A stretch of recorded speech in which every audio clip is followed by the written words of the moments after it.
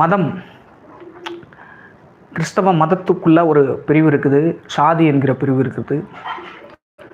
இந்த கிறிஸ்தவ மதத்துக்குள்ள எப்படி இந்துவில் வந்து ஒரு பிராமணரை பார்த்தா ஹை அப்படின்னு சொல்லுவாங்க, ஒரு சூத்திரரை பார்த்தா லோன்னு சொல்லுவாங்க.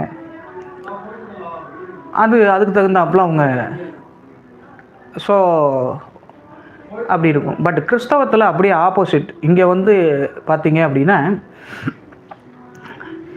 இங்கே வந்து நாடார் மட்டும் ஷெட்யூல் காஸ்ட் மற்றும் அதை சார்ந்த சாதி வகுப்புகள் தான் உயர்ந்த ஜாதி.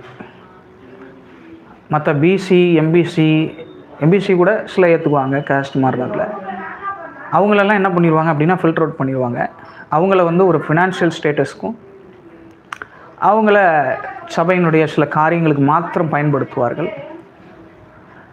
இது மலிந்து கிடக்கிறது எங்கன்னா பெந்தகோஸ்தே சபைகளில் இன்றைக்கி மலிந்து கிடக்குது. சிஎஸ்ஐஆர்சியில்